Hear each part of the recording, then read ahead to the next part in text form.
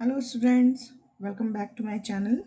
आज हम स्टार्ट करेंगे topic equivalent fractions.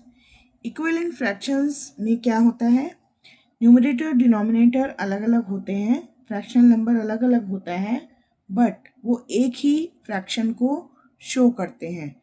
It means अगर कोई फिगर, यहाँ तो फिगर की हेल्प से शो किया हुआ है कि सेम फिगर है 1 2 3 4 सेम फिगर है और उनका शेडेड पार्ट भी सेम है, बट उनको शो करने के लिए फ्रैक्शनल नंबर जो है वो डिफरेंट है। लेकिन ये डिफरेंट फ्रैक्शन नंबर होते हुए भी इक्वल फ्रैक्शन को रिप्रेजेंट कर रहे हैं, इसलिए इन्हें इक्विवेलेंट फ्रैक्शंस कहा जाएगा। ठीक है, 1/2 और 2/4 दोनों अलग अलग फ्रैक्शंस हैं, बट अगर इनकी वैल्यू देखें तो वो सेम है। ठीक है, यहाँ पर पूरी फिगर को 2 पार्ट्स में डिवाइड करके 1/2 हाफ फिगर को शेड किया है। यहाँ 4 पार्ट्स में डिवाइड करके 2 पार्ट्स को शेड करके हाफ फिगर को शेड किया है। यहाँ 6 पार्ट्स में फिगर को डिवाइड करके 3 पार्ट शेड्स करके हाफ शो किया है। यहाँ फिगर को 4 पार्ट्स में डिवाइड करके 4 पार्ट को शेड किया है और हाफ रिप्रेजेंट किया है। तो इनकी सबकी वैल्यू सेम है, सभी में फिगर को हाफ शेड किया गया है, बट इनके फ्रैक्शंस जो हैं वो डिफरेंट हैं। सो ऐसे फ्रैक्शंस जिनकी वैल्यू सेम होती है या जो सेम प्रोपोर्शन को शो करते हैं, उन फ्रैक्शंस को कहा जाता है इक्विवेलेंट फ्रैक्शंस। ठीक, तो इन्हीं पर बेस्ड इस चैप्टर में क्वेश्चंस हैं, कुछ डेफिनेशंस एंड रूल्स हैं, वो हम देख लेते हैं। Equivalent fractions, two or more fractions representing the same part of a whole are called equivalent fraction. दो या दो से ज़्यादा फ्रैक्शन जो कि सेम पार्ट को रिप्रेजेंट कर रहे हैं किसी होल ऑब्जेक्ट की, उनको कहेंगे इक्विवेलेंट फ्रैक्शन। ना उसके लिए रूल क्या है, to get a fraction equivalent to a given fraction we multiply or divide the numerator and the denominator of the given fraction by the same non zero number. ये आपको और अच्छे से समझ आएगा जब हम क्वेश्चंस करेंगे कि एक फ्रैक्शंस को इक्विवेलेंट फ्रैक्शन बनाने के लिए हम न्यूमरेटर और डिनोमिनेटर को या तो मल्टीप्लाई करते हैं या डिवाइड करते हैं सेम नंबर से। ठीक, then to test whether two fractions are equivalent और नॉट, अगर दो फ्रैक्शंस हमें दिए हुए हों और पूछा जाए कि ये इक्विवेलेंट है या नहीं, उसके लिए क्या तरीका है, हम जो दो फ्रैक्शंस होते हैं उनके न्यूमरेटर और डिनोमिनेटर को आपस में मल्टीप्लाई करते हैं। एक नंबर के न्यूमरेटर को दूसरे नंबर के डिनोमिनेटर से, एक नंबर के न्यूमरेटर को दूसरे नंबर के डिनोमिनेटर से मल्टीप्लाई करेंगे। अगर सम जो दोनों का प्रोडक्ट है वो इक्वल आता है, इट मीन्स ये इक्विवेलेंट फ्रैक्शंस हैं। ठीक है, now simplest form of a fraction, a fraction is said to be in simplest form if the HCF of its numerator and denominator is 1। कोई भी फ्रैक्शन अपनी सिंपलेस्ट फॉर्म में है या नहीं, इसको जानने के लिए हम उसके न्यूमरेटर एंड डिनोमिनेटर का HCF फाइंड आउट करते हैं। अगर वो 1 आता है, इट मीन्स वो अपने सिंपलेस्ट फॉर्म में है। ठीक, then reducing a given fraction to its simplest form. अब किसी फ्रैक्शन को सिंपलेस्ट फॉर्म में किस तरह से हम कन्वर्ट कर सकते हैं, उसके लिए भी मेथड है कि पहले हम न्यूमरेटर एंड डिनोमिनेटर का HCF निकालेंगे और फिर उस HCF से न्यूमरेटर एंड डिनोमिनेटर दोनों को डिवाइड कर देंगे। जो आंसर आएगा वो उसका सिंपलेस्ट फॉर्म होगा। ठीक, तो इन सभी बातों को ध्यान में रखते हुए हम स्टार्ट करते हैं एक्सरसाइज 5C। जो भी हमने अभी तक रूल्स और फ्रैक्शंस के बारे में पढ़ा, उन सबको हम यूज़ करेंगे इस एक्सरसाइज में। Now first question is write 5 fractions equivalent to each of the following. 5 fractions लिखने हैं जो कि इनके इक्विवेलेंट हो। तो उसके लिए हमारे पास क्या तरीका है कि हम न्यूमरेटर एंड डिनोमिनेटर को एक ही नंबर से मल्टीप्लाई करेंगे। ठीक है, फर्स्ट वन हमें दिया हुआ है एक्सरसाइज 5 सी फर्स्ट हमें दिया है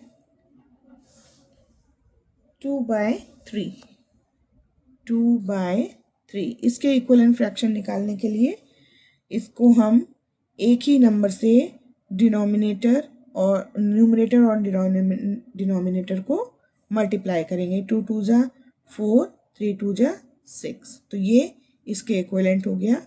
नेक्स्ट इज 2/3 इंटू 3 इंटू 3, 2 3 जा 6, 3 3 जा 9। ओके, नाउ नेक्स्ट निकालने के लिए 2/3 इंटू 4, 2 4 जा 8, 3 4 जा 12।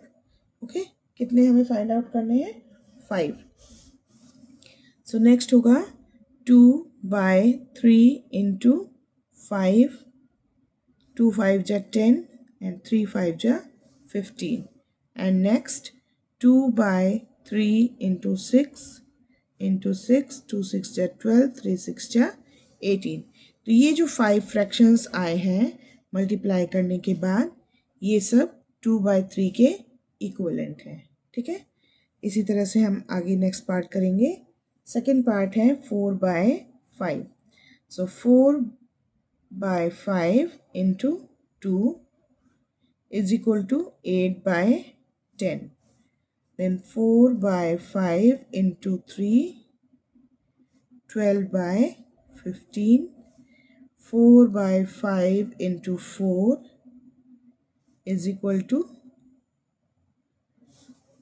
okay, now 4/5 into 5, 20/25, and 4/5 into 6, 24/30।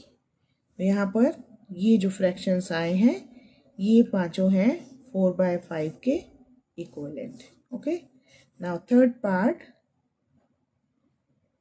5/8, 5/2, 8 into 5/8 into 2, 10/16. 5/8 into 3 is equal to 15/24. 5/8 into 4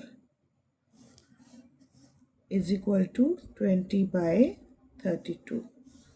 Then 5/8 into 5, 25/40, and 5/8 into 6 is equal to 30/48.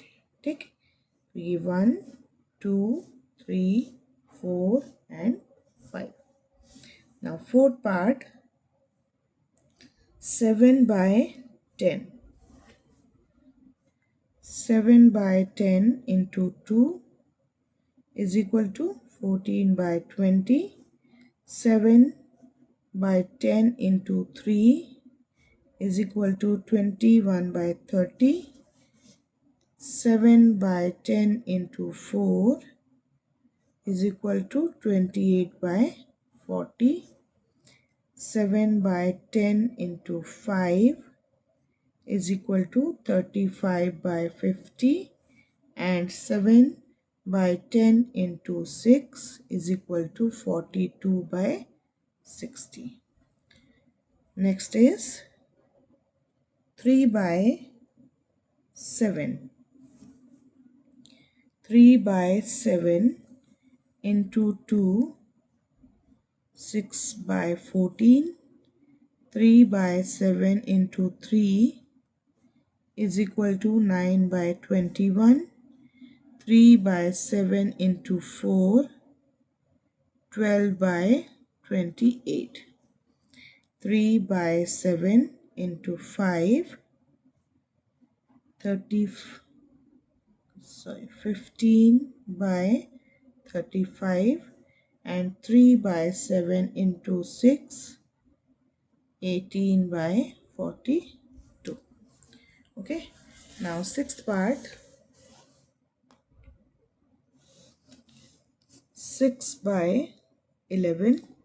6 into 2 and 11 into 2, 12 by 22, 6 by 11 into 3, 18 by 33, 6 by 11 into 4, 24 by 44, 6 by 11 into 5, 30 by 55, and 6 by 11 into 6, 36 by 66.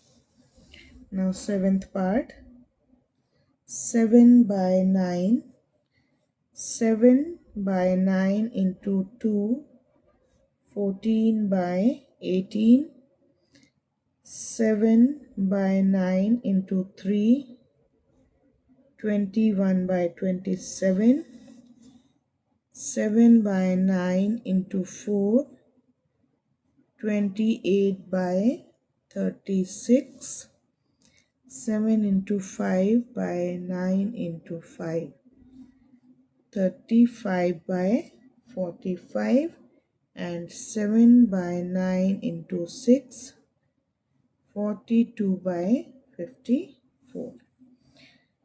And last part of this question, 5 by 12.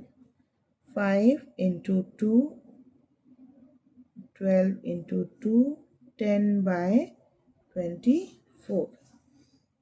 5 by 12 into 3, 15 by 36. 5 by 12 into 4, 20 by 48. 5 by 12 into 4, 5, 25 by 60, and 5 by 12 into 6, 30 by 72. ठीक, तो यह हमारा question 1 complete हुआ। Next video में हम continue करेंगे question number 2 से। Till then bye bye.